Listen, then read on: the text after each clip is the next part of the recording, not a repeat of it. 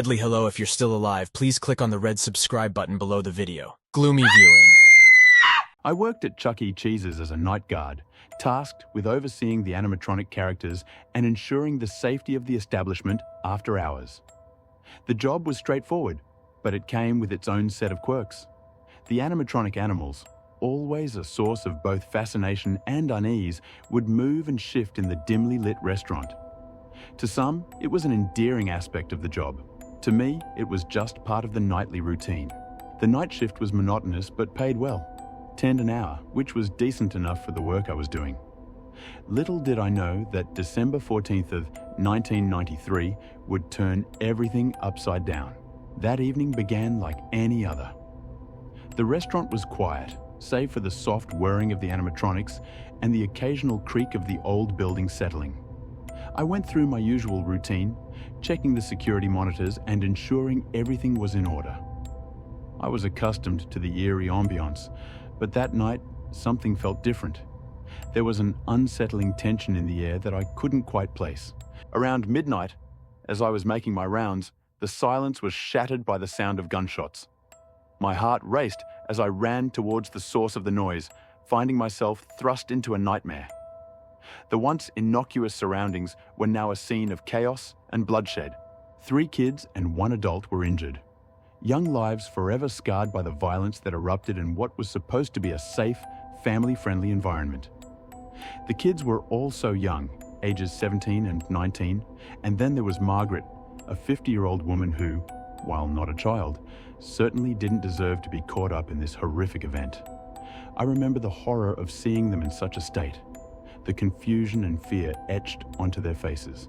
I spent the rest of the night speaking with law enforcement, recounting every detail of what I had witnessed. The flashing lights of police cars and the urgency in their voices did little to ease the terror I felt. Every moment was a blur of flashing lights and stern questioning.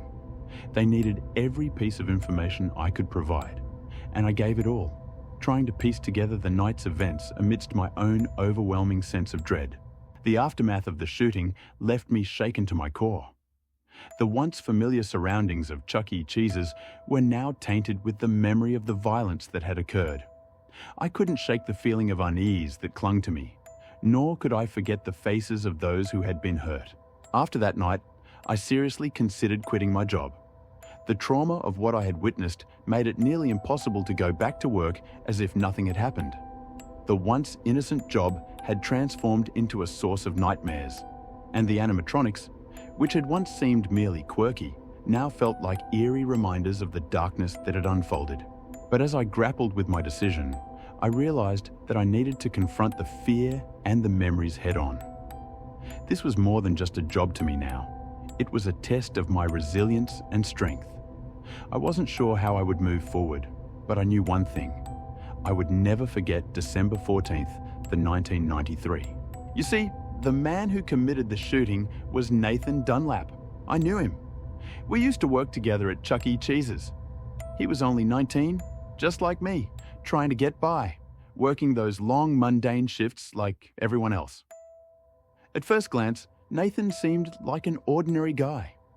He was quiet and reserved, just another face in the crowd of employees trying to make ends meet. We didn't interact much outside of work. Our conversations were brief and mostly polite. He was a quiet presence, blending into the background of our busy, chaotic work environment. There was nothing about him that stood out, nothing that hinted at the darkness that would later unfold.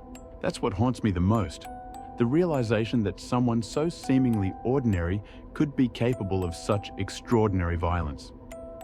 Nathan didn't fit the profile of a criminal in any way I could imagine. He wasn't aggressive or erratic.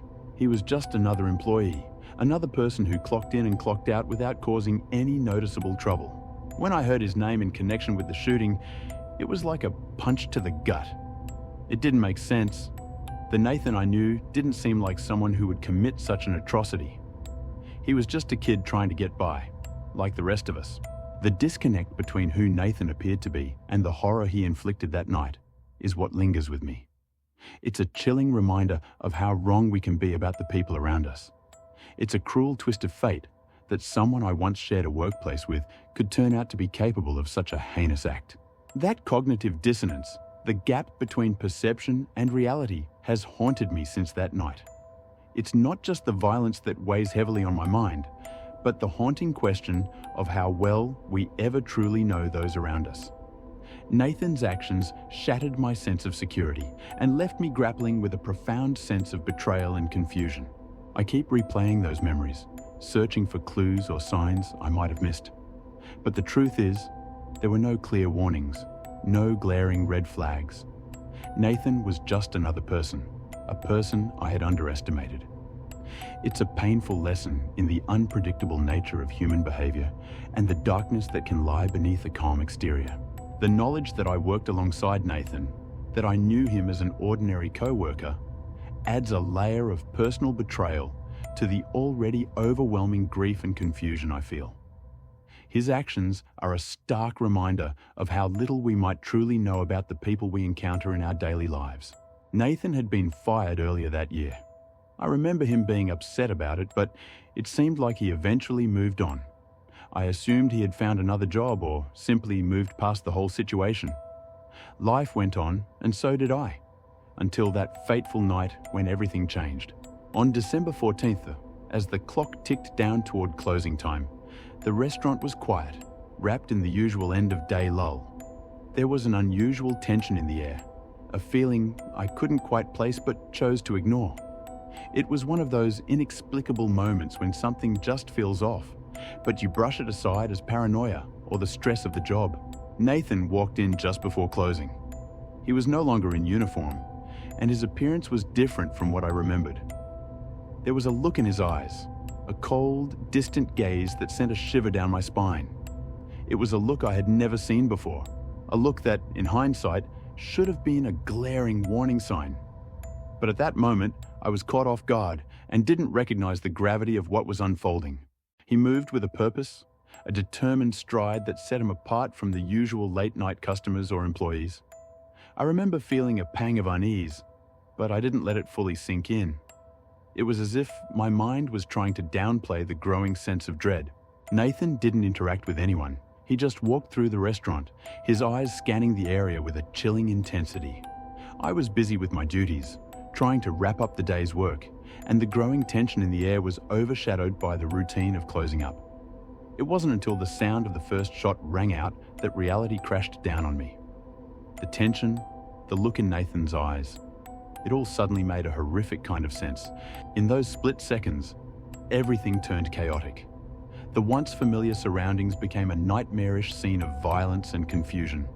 I found myself thrust into the role of a witness, forced to grapple with the grim reality of what was happening. The aftermath was a blur of sirens, flashing lights, and the harrowing task of recounting every detail to law enforcement. It was a night that would etch itself into my memory forever.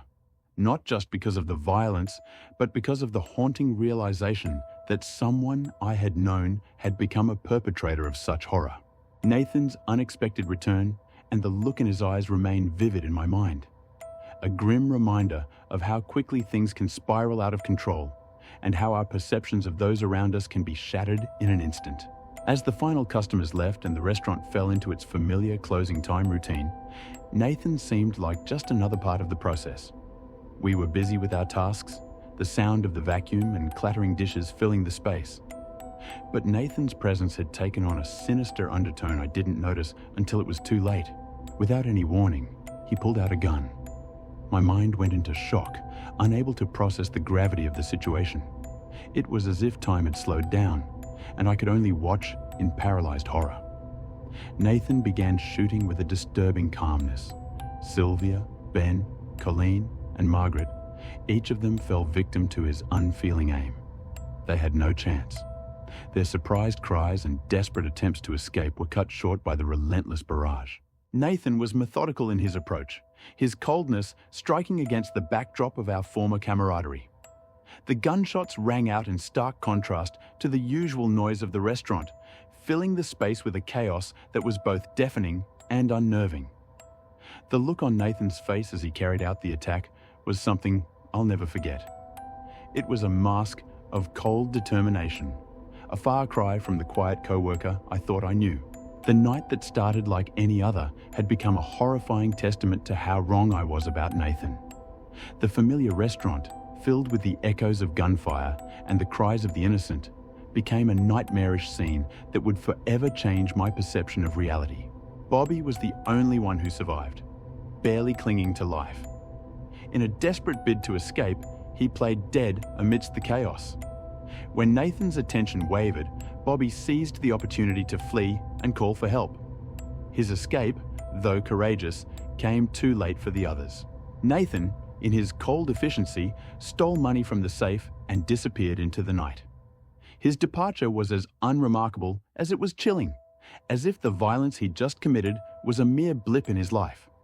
When the police finally apprehended him, Nathan displayed a disturbingly calm demeanor, as if the ordeal was over and his purpose fulfilled. Nathan claimed it was revenge for his firing, a reason that never quite added up. His explanations seemed superficial compared to the depth of his actions. There was something darker at play, an unsettling aspect of his nature that eluded comprehension. The attack left an indelible mark on the place and all who were touched by it, a stain that would forever haunt us all. I still see his face sometimes, hear his voice echoing in my mind. I thought I knew him, but I was tragically wrong. It's a truth that I must carry with me for the rest of my life, a heavy burden that never seems to lift. But that wasn't the strangest part of the story. No, what happened next was far more unsettling. I'm here to tell you about the night of December 15th, 1993, the night I worked the late shift at Chuck E. Cheese. After everything that had transpired, I was ready to walk away for good. The trauma was too fresh, the fear too overwhelming. But then they made me an offer I couldn't refuse, $30 an hour. They were desperate to keep the place running, and with the recent events, I needed the money more than ever, so I agreed to work one last shift. That night, what I experienced shook me to my very core. The restaurant was eerily quiet, every creak and groan of the building amplified in the stillness. I was alone, save for the animatronics, which seemed to take on a sinister edge in the darkness. The animatronics were supposed to be just mechanical figures, but that night, they felt different, more alive, more menacing. As the hours dragged on, I couldn't shake the feeling that I was being watched. The dim lights cast long shadows that danced on the walls, and every so often, I would catch a glimpse of movement out of the corner of my eye. The sound of the animatronics whirring and clicking seemed louder, more erratic. I tried to tell myself it was just my nerves, but deep down, I knew something was off. Then, as the clock approached midnight, I heard it, a faint, almost imperceptible noise coming from the party room. It sounded like someone, or something, was moving around. My heart raced as I cautiously approached the source of the sound. The room was empty, but the air felt charged, as if it held the echoes of what had happened the night before. The surveillance cameras, which had been set up as a precaution, began to flicker and distort. I watched in horror as the footage seemed to show shadows moving independently, figures darting in and out of view. The more I stared, the more I saw phantom images of my former colleagues, their faces twisted in expressions of fear and pain. It was as if their spirits were trapped in the very walls of the restaurant, unable to move on. The final straw came when I heard a whisper, soft and chilling, coming from the break room. It was a voice I recognized. It was Nathan's. The whisper was barely audible, but it repeated one word over and over: revenge. My skin crawled as I backed away, unable to comprehend the full extent of what I was experiencing. That night, I was left with an overwhelming sense of dread and a certainty that the restaurant was no longer just a place of business. It had become a mausoleum of sorts, haunted by the spirits of those who had suffered and by the presence of Nathan himself. I completed my shift in a daze, unable to shake the feeling that I was being followed, watched by unseen eyes. When the morning light finally came, I fled the restaurant, never to return. The events of that night were so profoundly disturbing that I couldn't bear to set foot in that place again. The $30 an hour wasn't worth the terror that had gripped me. To this day, I can't explain what I saw or heard that night. Was it a product of my shattered nerves or something more supernatural? All I know is that after that night, I left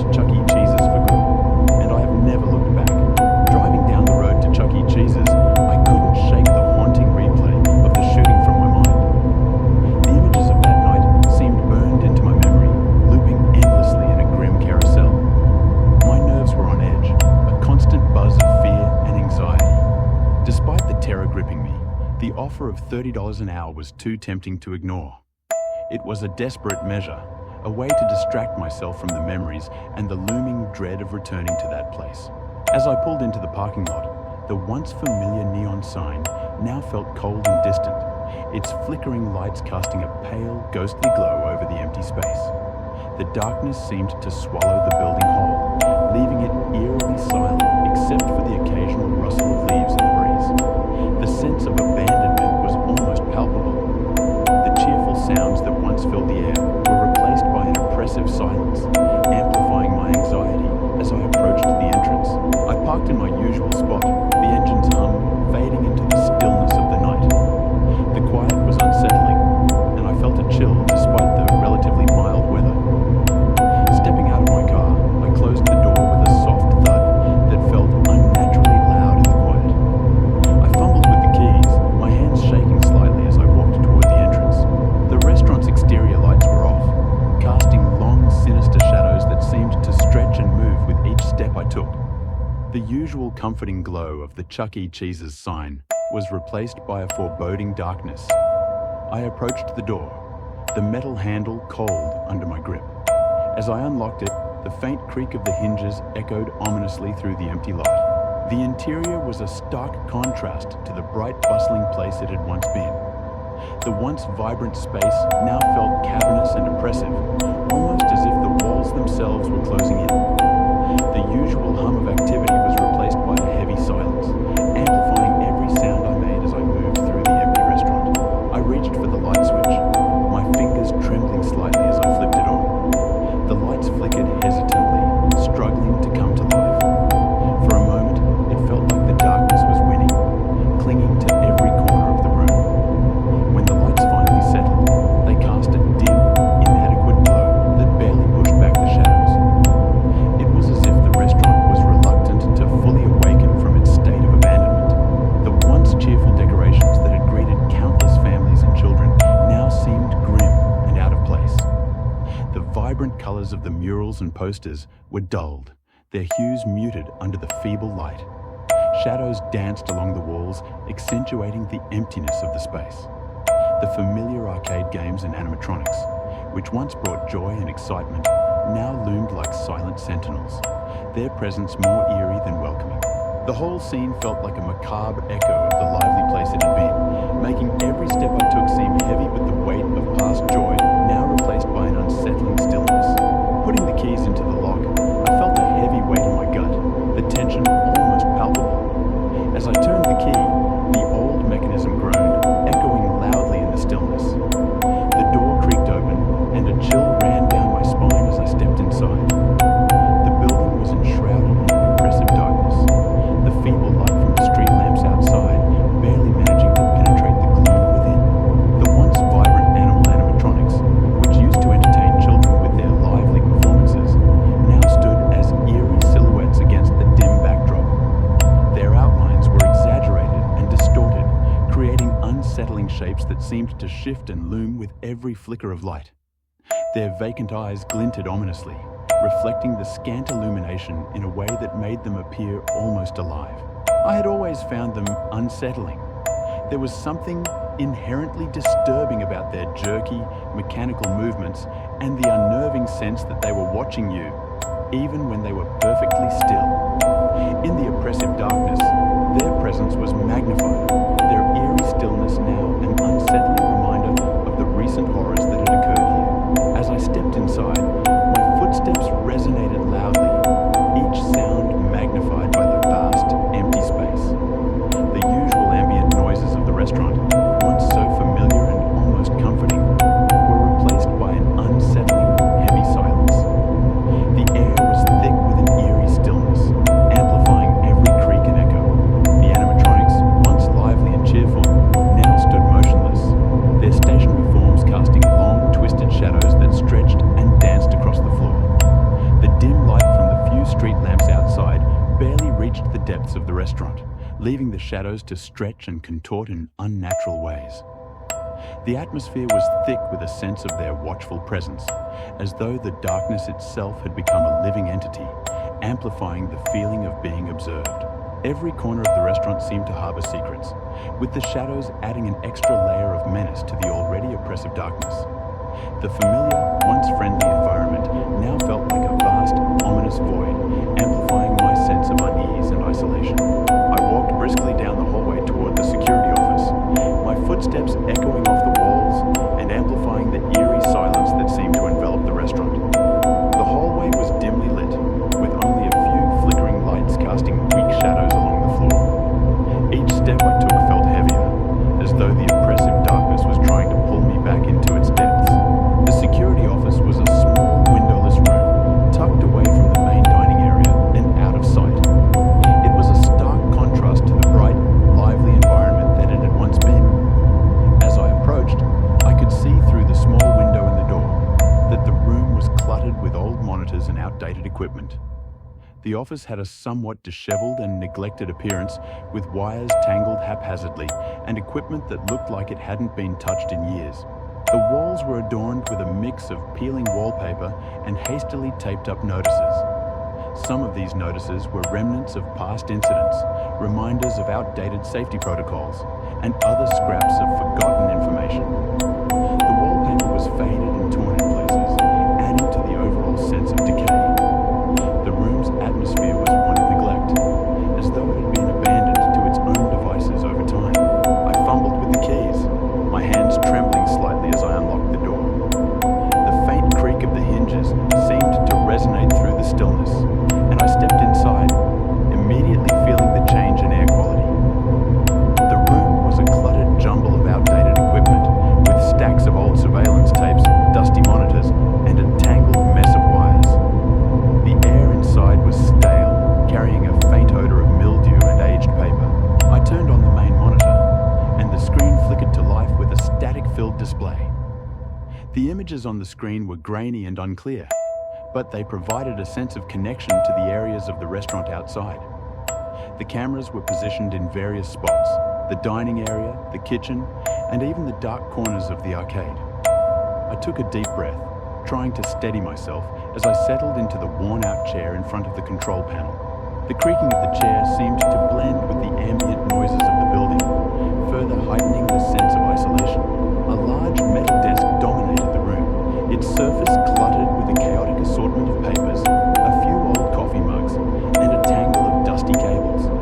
The papers were a jumble of forgotten notes, old incident reports, and yellowed memos, adding to the disorganized atmosphere. The coffee mugs were stained with remnants of long cold coffee, their surfaces chipped and grimy. The cables snaked across the desk, tangled in a disarray that spoke of neglect. In front of the desk sat an old swivel chair, its faux leather cracked and worn from years of use. The chair creaked loudly as I shifted my weight, and the sound seemed to echo unnervingly in the quiet room. The chair was positioned directly in front of the row of monitors, which displayed the feeds from the restaurant's security cameras. The monitors flickered intermittently, casting an eerie, stuttering glow across the room.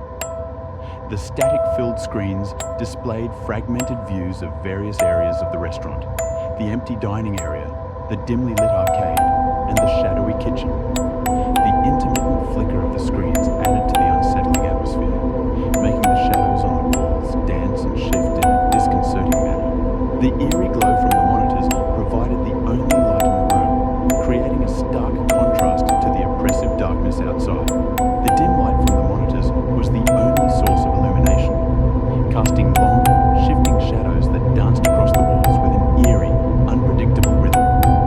The air was cool and stale, carrying a faint, musty odor that spoke of years of accumulated dust and neglect.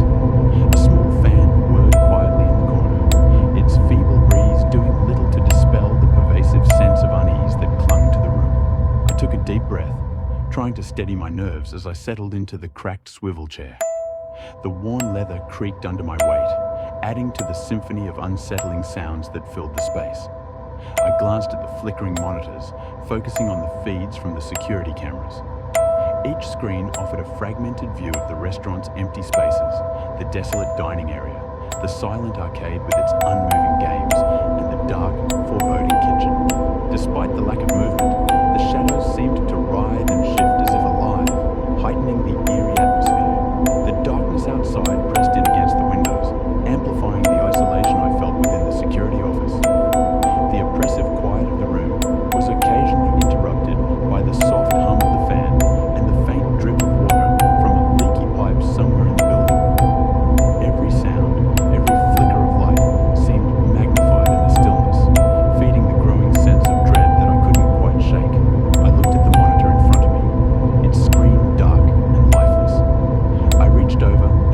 the switch, and with a soft hum, the monitor flickered to life. The security cameras began to feed live footage onto the screen, each view slowly resolving from static into a clearer image. The monitors initially showed a crackling snow of static, but as the signal stabilized, familiar, albeit unsettling, scenes from the restaurant came into view. The main dining area, now empty and forlorn, appeared as a somber reflection of its usual lively self. Tables and chairs were scattered in disarray, their usual arrangement disrupted, lending an air of abandonment to the space. The arcade games, once a hub of energetic activity, stood eerily still. Their vibrant colors were dulled under the dim light, and the screens of the games were dark, devoid of their usual flashing lights and sounds.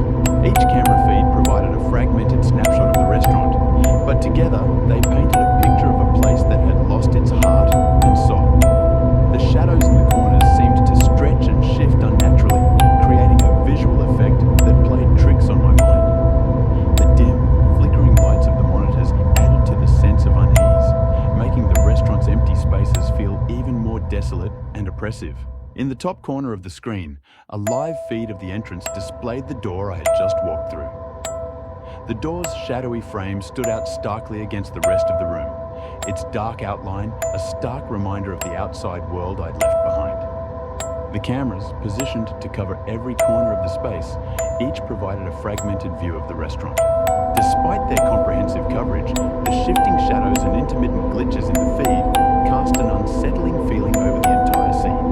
As I cycled through the various camera angles, an overwhelming sense of something being amiss grew stronger. The restaurant, which was normally a bustling hub of activity, now felt eerily silent and desolate. The monitors, instead of providing a sense of security, seemed to amplify the profound emptiness that pervaded the space. The silence, magnified by the static and occasional flicker on the screens, felt almost tangible. The once familiar environment had transformed into a labyrinth of shadows and echoes, and each corner of the restaurant seemed to hold an unsettling mystery. Sitting in the chair, I tried to find comfort in the routine of watching the monitors, hoping that time would pass quickly. However, the minutes dragged on, stretching into what felt like an endless night. The clock on the wall blinked a stark 12:45, a reminder of how late it was and how long I still had to endure. I turned my attention back to the monitors, desperately trying to focus on something to occupy my restless mind. My gaze settled on the camera feed showing the stage where the animatronics were supposed to be performing. Normally, this part of the restaurant was filled with the mechanical, cheery antics of Chuck E. Cheese and his friends. But tonight, the feed was just as still and silent as the rest of the restaurant. The animatronics were in their usual positions, frozen in the dim, flickering light. Their lifeless forms seemed to blend into the shadows, becoming indistinguishable from the background. Then, something unusual caught my eye. At first, it was a mere flicker of movement, a subtle shift in the head of Chuck E. Cheese, the central figure of the animatronic band. It was so slight that I questioned whether I had seen it at all. The camera's low light and the grainy feed distorted the image, making it hard to discern. But as I continued to watch, it became apparent that the head was indeed moving. Slowly, almost imperceptibly, Chuck E. His head seemed to turn, its eyes glinting ominously as if focusing directly on the camera lens. The movement was deliberate and unnervingly precise, unlike the usual random, jerky motions I'd come to expect from the animatronics. The sensation of being watched intensified, and I felt a chill run down my spine. The once familiar figures of Chuck E. Cheese and his friends, which had always seemed like innocent relics of childhood fun, now took on a more sinister presence. The shifting of Chuck E.'s head, combined with the silence of the empty restaurant, created an atmosphere of palpable unease. My heart sank into my stomach as I fixated on the monitor. The eyes of Chuck E. Cheese, normally just hollow, mechanical orbs, now seemed unnervingly focused on the camera. It was as if the animatronic was locking its gaze directly on me. The intensity of its stare felt so real and unnerving that I couldn't shake the sense that it was aware of my presence. Desperately, I blinked, hoping that the unsettling vision would disappear. When I opened my eyes again, The head of the animatronic was still angled toward the camera, its gaze unchanging. The stillness of the restaurant seemed to amplify the bizarre situation, making the silence feel almost suffocating. The oppressive quiet was no longer just the absence of sound. It had become a tangible force that pressed down on me, heightening the dread that was now firmly lodged in my chest. I glanced around the security office, trying to ground myself, but the flickering lights and shadows only added to the sense of foreboding. The animatronic's unblinking eyes appeared to follow my every movement, deepening the eerie atmosphere. I couldn't tell if I was merely imagining things, or if something truly unnatural was happening. The sense of dread grew stronger, and the usual comfort I took in the familiarity of my job was now replaced by a profound, unsettling fear. Feeling the growing anxiety, I decided to give my mind a break from the monitors.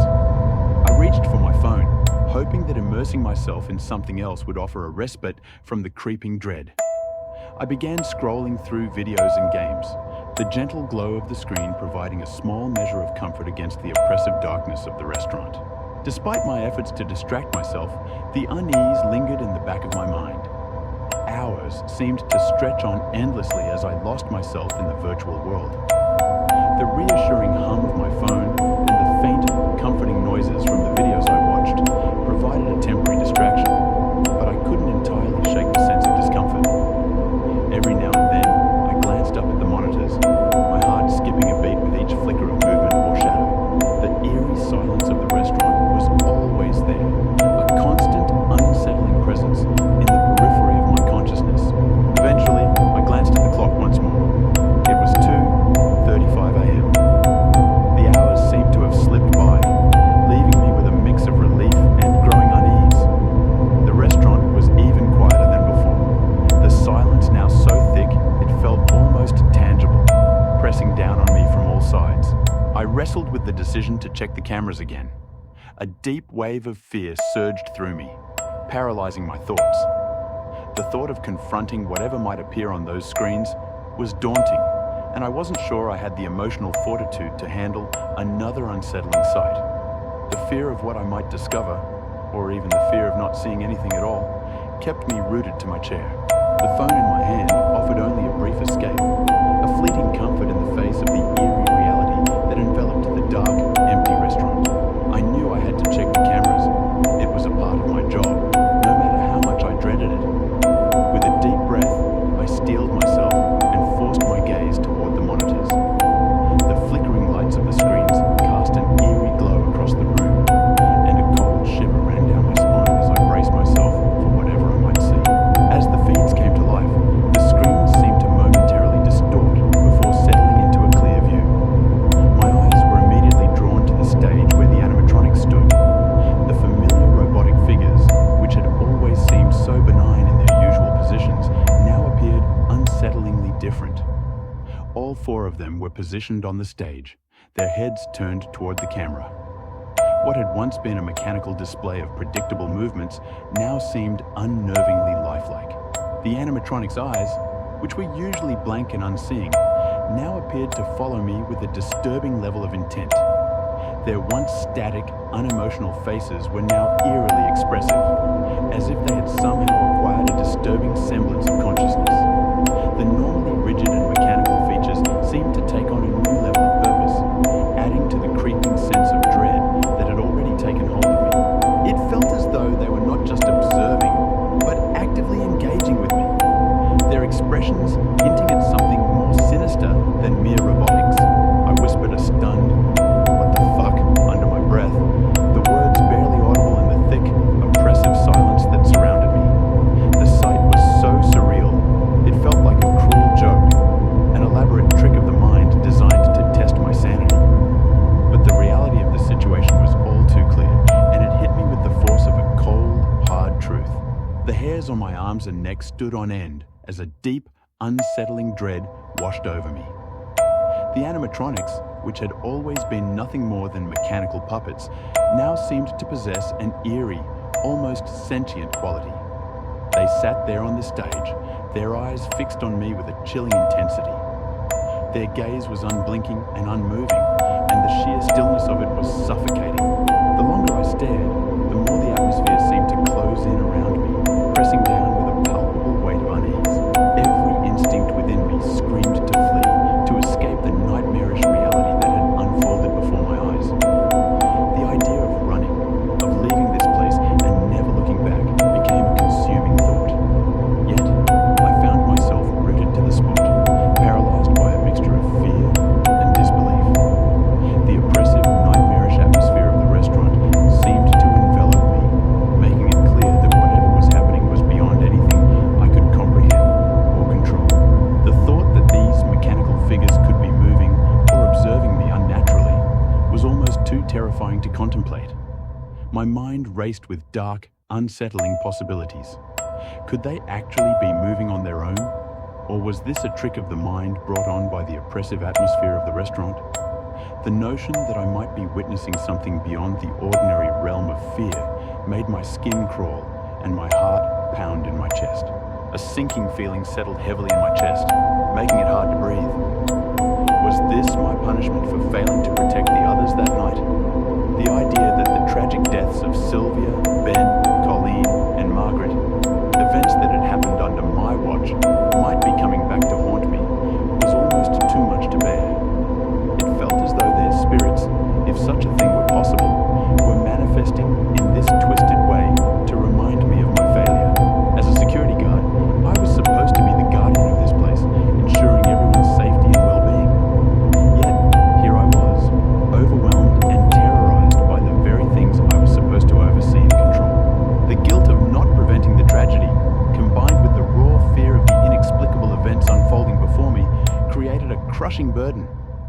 The thought of remaining in this haunted, eerie space while being confronted with the specters of my failures was almost unbearable. My sense of duty clashed violently with my overwhelming desire to escape. The shadows seemed to whisper accusations, and the animatronic's unblinking gaze felt like an unrelenting judgment on my every action and inaction. I glanced back at the monitors, and a wave of relief washed over me when I saw that the animatronics had returned to their usual positions on the stage. They were no longer staring directly at the camera, and their once unnerving gaze had returned to its usual vacant stare. However, the sense of relief was fleeting as a nagging feeling started to creep into my mind. Something was clearly wrong. There should have been 5 animatronics on stage, but now only 4 were visible. The absence of Chuck E. Cheese, the central figure in the ensemble, was particularly unsettling. The sight of only 4 figures, where there should have been 5, filled me with a fresh wave of anxiety. The missing animatronic seemed to amplify the eeriness of the situation, heightening the oppressive silence that enveloped the restaurant. The thought of where Chucky might be, and why he was no longer on stage, gnawed at me, adding another layer of dread to the already unsettling night. The idea of investigating the absence of the animatronic was daunting. Every step I considered taking toward the stage felt fraught with the potential for something terrible waiting just out of sight. The restaurant, with its oppressive quiet and unsettling shadows, seemed to close in around me, making the task of finding Chucky Cheese both imperative and terrifying. I stayed perfectly still, my body frozen in place as I strained to listen for any sound that might indicate someone or something approaching. The silence around me was dense, almost tangible, broken only by the distant, irregular hum of the restaurant's aging equipment, which seemed to amplify the tension in the air. Then, a sound emerged from the oppressive quiet, faint, almost imperceptible footsteps. At first, they were so distant that I questioned whether I had actually heard them, but the sound grew steadily louder and more distinct.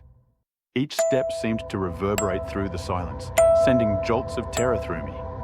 The footsteps were slow and deliberate, their rhythm methodical, intensifying my growing sense of dread. My heart pounded uncontrollably, the rhythmic beats echoing in my ears as I strained to determine the source of the ominous approach. The fear of what might be creeping closer to my office paralyzed me, making every sound, every shadow, seem filled with ominous potential. I was on high alert, every muscle in my body tensed and ready to bolt at the slightest sign of danger. The steady beat of my heart seemed to echo loudly in the oppressive silence of the security office. The money I was making felt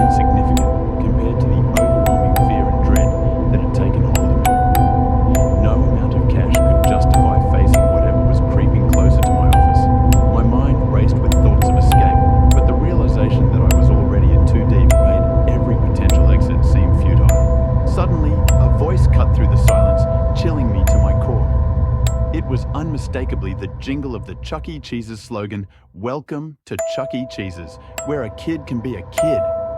The voice was distorted and unsettling, echoing through the office with an eerie resonance that made the hairs on the back of my neck stand on end. It sounded like Chuck E. Cheese himself, but the context twisted it into something far more sinister. My heart pounded violently in my chest as I remained frozen in my seat, the voice's chilling presence amplifying my terror. The footsteps continued their approach, each step closer than the last, until they stopped right outside the office door. The knocking began, rhythmic, insistent thuds that seemed to shake the very walls of the office. The sound was relentless, pounding with an almost unnatural force, and each knock felt like a physical blow to my resolve. The oppressive silence of the restaurant had been replaced by this jarring, unnerving noise, making it clear that whatever was outside was not just a figment of my imagination. The sheer intensity of fear left me paralyzed, making it impossible to consider answering the door. The knocking had escalated into a frantic, almost desperate barrage, each thud resonating through the room and heightening the sense of impending doom. I felt like I was trapped in a nightmare with no way out, the walls of the office closing in around me. My mind raced as I desperately scanned the small, cluttered room for any sort of cover or hiding spot.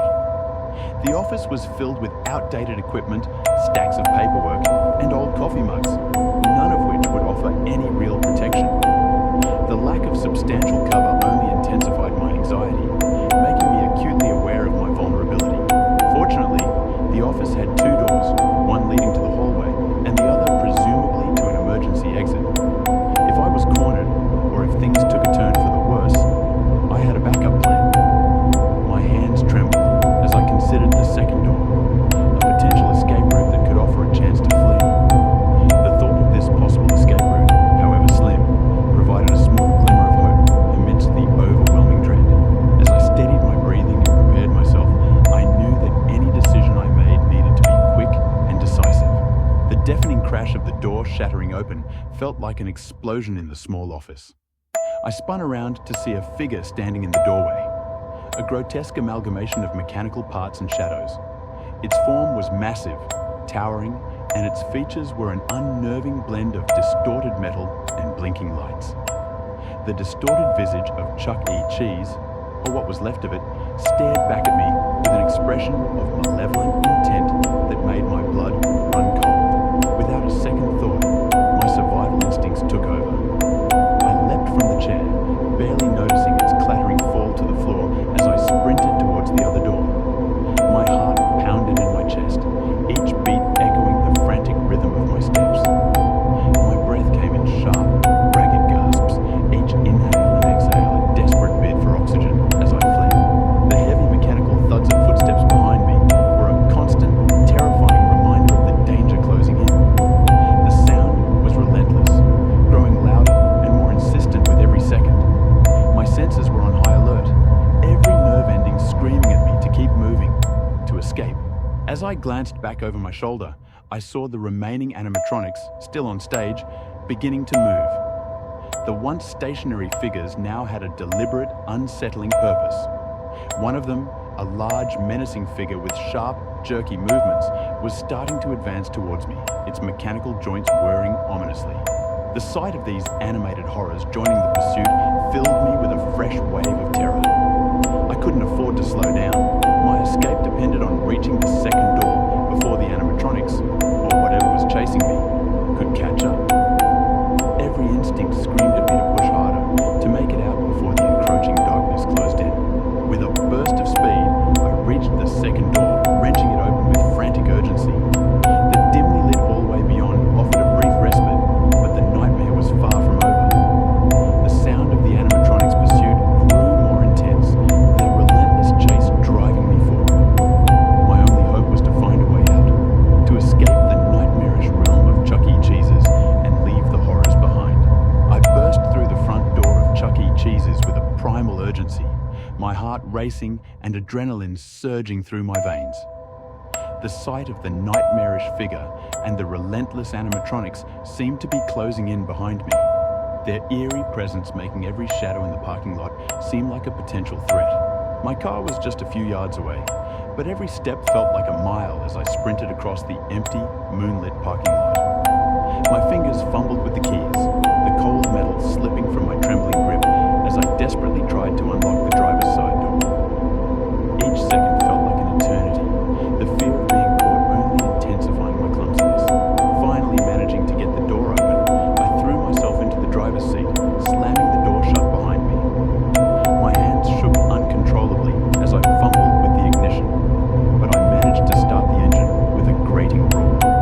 The engine's growl was a comforting sound in the midst of the chaos, a signal that I was about to escape the horror that lurked just beyond the parking lot. With a screech of tires, I tore out of the parking lot, my eyes locked on the road ahead. The familiar yet now unsettlingly quiet streets blurred past me as I sped away from the scene of the nightmare. I didn't dare look back. The terror of what I might see, or what might still be pursuing me, kept me focused on the road. The rush of escaping brought a fleeting sense of relief, but it was tinged with the lingering dread of what I'd left behind. The car's interior felt like a fragile bubble of safety, and as I put more distance between myself and Chuck E. Cheese's, the urgency of the situation began to wane. The adrenaline still coursed through me, making my hands sweat and my heart pound, but the immediate danger was behind me. As I drove, the quiet of the night enveloped me, broken only by the sound of the engine and the occasional rustle of wind. The relief of leaving that hellish place was overwhelming, but it was accompanied by the stark realization that the terror of that night would likely haunt me for a long time. The images, the sounds, the sense of being pursued, these would stay with me, replaying in my mind with an unshakable persistence. Finally, after what felt like hours, I reached a safe distance. I slowed the car, my breathing gradually returning to normal. The streetlights and signs of the town looked almost normal, yet the terror I had experienced remained fresh and vivid in my mind. I knew that even though I had escaped the physical threat, the psychological scars of that night would linger, shaping my nightmares and my memories for a long time to come.